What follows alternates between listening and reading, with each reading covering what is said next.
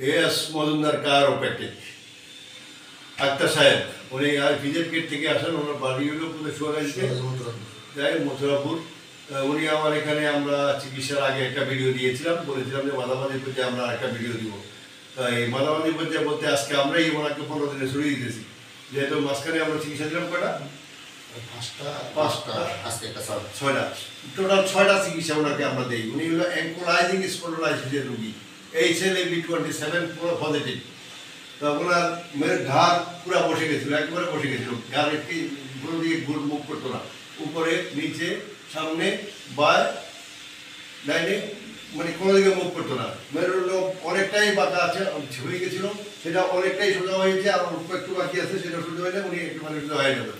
অপরদিকে ব্যথা, উনি 3টা 4টা 5টা ট্যাবলেট খাইও, টাপনেল থেকে শুরু করে আরও কি কি এই ধরনের 3-4বার খাইও ব্যথা কমাইতে পারেন নাই কখনো। তো আজকে আমরা ওনাকে ব্যথার ওষুধ বলতে আমরা একটা সাবজিটারি দিয়েছি 50 ml ক্লোফেরাক, বলছি প্রয়োজন হলে দিবেন, প্রয়োজন না হলে দিবেন না, গরম পানি দিবেন। আপনি বলেন তো এখন আপনার কাছে কেমন মনে হচ্ছে? এখন আজকে আমি এখানে মানে প্রথম 3-4 দিনের একটু ব্যথা ছিল, 3-4 দিন পরে যাইয়া 1 সপ্তাহ যখন গ্যাপ নিছি না, 1 সপ্তাহ গ্যাপের থেকে মোটামুটি অনেকটাই ভালো। শুধু মাঝে মধ্যে একটা সাবাসিতে দিলে হয়, আর এমনি ব্যথাটা তারপর সবার দিলে আমার কোনো সমস্যা হইতে না। তাহলে এই যাবৎকালে যারা চিকিৎসা করেছে আপনার, যত জায়গায় আপনি দেখাইছেন, তাদের চেয়ে কি এটা ভালো না তাদেরটা ভালো? অনেক ভালো, মানে এটা কম খরচে আমি এসে করি, অনেক ভালো, মানে কম সময়, এমনকি কম সময়ও কম, খরচও কম।